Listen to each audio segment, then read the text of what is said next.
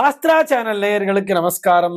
நட்சத்திர நவராத்திரி நிகழ்ச்சியில் உங்கள் அனைவரையும் சந்திப்பதில் மிக்க மகிழ்ச்சி.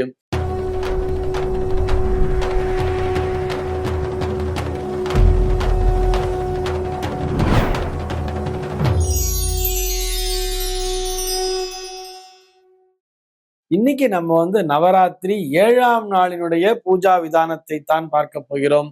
நவராத்திரியினுடைய 7வது நாள் 28/9/2025 புரட்டாசி மாதம் 12ஆம் தேதி ஞாயிற்றுக்கிழமை. இன்னைக்கு என்னென்ன நட்சத்திரங்கள் பிரதானமான இடத்தை பிடிக்குதுன்னு சொல்லி பார்த்தோம்னா, ஆயில்யம், கேட்டை, ரேவதி ஆகிய நட்சத்திரங்கள் முக்கியத்துவம் பெறுகின்றன.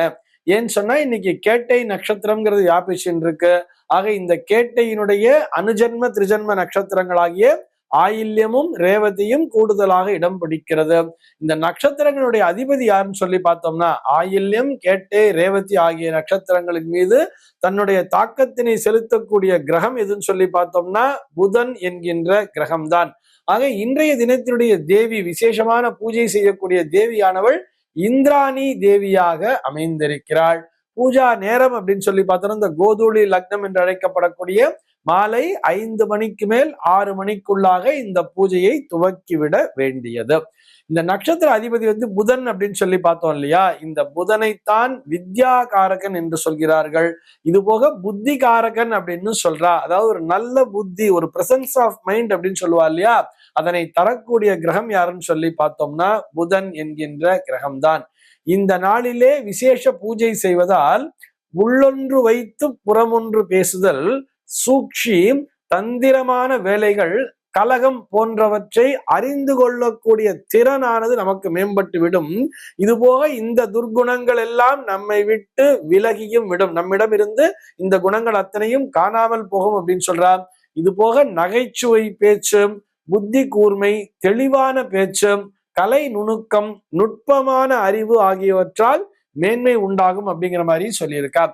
ஆக இந்த கலைத்துறையை சார்ந்தவர்கள், பிரதானமா இந்த மீடியால இருக்கிறவா எல்லாருமே இந்த நாள்ல விசேஷமான பூஜையை செய்ய வேண்டியது. உடம்பு அப்படின்னு சொல்லி பார்த்தோம்னா உடம்பிலே நரம்பு மண்டலம், இரத்த குழாய் தொடர்பான நோய்கள், கழுத்து வலி, இடுப்பு வலி, இந்த நரம்பு இந்த வெரிகோஸ் வெயின் அப்படிங்கிற மாதிரிலாம் சொல்றா இல்லையா? இந்த மாதிரி பிரச்சனைகள் அவதிப்படுறவா, இது போக ஞாபக மறதி, இந்த வயசானவால இந்த பார்க்கின்சன்னால அவதிப்பட்டு இருப்பா. இந்த மாதிரி இருக்கிற அத்தனை பேருமே இன்றைய தினத்தினுடைய பூஜையை செய்து நற்பலன்களை அடைய வேண்டியது.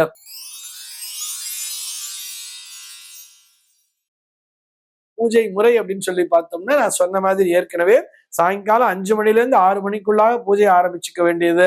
ஒரு மனையிலே 5 பத்மங்கள், 5 என்பது புதனுடைய எண்ணிக்கையாக பார்க்கப்படுகிறது. 5 பத்மங்கள், பத்மம் சொன்னது தாமரை போன்ற கோலம், அதுவும் மேல 2 கீழே 2 நடுவுல 1 5 பத்மங்களை போட்டுக்கொள்ள வேண்டியது. அதுல நடுவுல இருக்கிற பத்மம் மேல ஒரு காமாட்சி அம்மன் விளக்கினில் நெய் ஊற்றி ஏற்றி வைத்து, நெய்யை ஊற்றி சாதாரண ஒரு பஞ்சு திரியை போட்டு ஏற்றி வச்சோம். அதுல முதல்ல மகாலட்சுமி தாயாரை ஆவாகனம் செய்ய வேண்டியது. அதனை தொடர்ந்து அன்றைய தினத்திற்குரிய தேவியாகிய இந்திராணி தேவியை ஆவாகனம் செய்ய வேண்டியது. ஆவாகனம்னா ஒன்றும் பெரிய கஷ்டம்லாம் இல்லை. 2 புஷ்பத்தையும் அக்ஷதையும் எடுத்து போட்டு இந்திராணியை நமஹா தியாயாமி ஆவாகயாமி என்று சொன்னாலே போதுமானது. அதற்கு அடுத்தபடியாக அன்றைய தினத்தினுடைய நட்சத்திர அதிபதியாகிய புதன் என்கின்ற கிரகத்தினையும் ஓம் புதாய நமஹா தியாயாமி ஆவாகயாமி என்று சொல்லி ஆவாகனம் செய்துவிட வேண்டியது. இப்படி இந்த 3 தேவதைகளையும் ஆவாகனம் செய்துவிட்டு முதல்ல என்ன பண்ணணும்னு சொன்னா மகாலட்சுமி தாயாரினுடைய மந்திரத்தை சொல்லி, அதாவது ஓம் மகாதேவியை வித்மஹே விஷ்ணு பத்னை தீமஹி தன்னோ லக்ஷ்மி பிரச்சோதயாத் ஸ்ரீ மகாலட்சுமி நமஹா என்று 108 முறை ஜபம் செய்ய வேண்டியது. அதற்கு அடுத்தபடியாக பார்த்தோம்னா ஓம் கஜத்வஜாய வித்மஹே வஜ்ரஹஸ்தாய தீமஹி தன்னோ இந்திராணி பிரச்சோதயாத் ஓம் ஸ்ரீ இந்திராணியை நமஹா என்று 108 முறை ஜபம் செய்ய வேண்டியது. அதற்கு அடுத்தபடியாக ஓம் கஜத்வஜாய வித்மஹே சுகஹஸ்தாய தீமஹி தன்னோ புத பிரச்சோதயாத் ஓம் ஸ்ரீ புதாய நமஹா என்று 108 முறை சொல்லி ஜபம் செய்ய வேண்டியது. இப்படி இந்த 3 தேவதைக்குரிய மந்திரங்களை 108 முறை ஜபம் செய்தவுடன் லக்ஷ்மி அஷ்டோத்திரம் சொல்லி, மரிக்கொழுந்து இருக்கும் தெரியுமா? மரிக்கொழுந்து எல்லா ஊர்லயுமே கிடைக்கிறது. இந்த மரிக்கொழுந்தை பிச்சு வச்சுண்டு அதால் அர்ச்சனை செய்ய வேண்டியது. மரிக்கொழுந்து கிடைக்கலன்னு சொன்னா துளசி தலங்கள், அந்த துளசியினாலும், ஏன்னா புதனுக்கு அப்படின்னு சொல்லி வரும் பொழுது துளசி என்கின்ற தாவரம் மிகவும் விசேஷம். இந்த மறிக்கொழுந்து துளசி ரெண்டுத்தையும் கலந்து கூட அர்ச்சனையை பண்ணலாம். இப்படி இந்த 108 முறை அந்த மகாலட்சுமிக்குரிய அந்த லட்சுமி அஷ்டோத்திரத்தை சொல்லி அர்ச்சனை செய்துவிட்டு தூப தீப நைவேத்தியம் செய்து தீபாராதனையை செய்ய வேண்டியது. இன்றைய தினத்தினுடைய சிறப்பு நைவேத்தியம் என்னன்னு சொல்லி பார்த்தோம்னா, அந்த புதனுக்குரிய பச்சை பயிறு அப்படின்னு சொல்லுவோம் இல்லையா, இந்த பச்சை பயிர்ல இருந்து கிடைக்கக்கூடிய அந்த பயத்தம்பருப்பிலே பாயசம் செய்து நைவேத்தியம் செய்ய வேண்டியது. பயத்தம்பருப்பு பாயசம் பண்ணி நைவேத்தியம் பண்ணலாம், ரவா உருண்டை பண்ணி நைவேத்தியம் பண்ணலாம், அல்லது பொரிவளங்காய் உருண்டைன்னு சொல்லுவா இல்லையா, அந்த பொரிவளங்காய் உருண்டையை செய்து கூட நைவேத்தியம் பண்ணலாம். இது போக வெண்பொங்கலையும் செய்து நைவேத்தியம் செய்ய வேண்டியது. இப்போ பழங்கள் அப்படின்னு வந்தா விசேஷமா கொய்யா பழத்தை வச்சு நைவேத்தியம் பண்ணலாம். சார் நாங்க கொலு வைக்கிறோம்னு சொன்னா இன்னைக்கு சுண்டல் என்ன சார் பண்றதுன்னு சொன்னா பச்சை பயிறு சுண்டல் செய்து நைவேத்தியம் செய்ய வேண்டியது.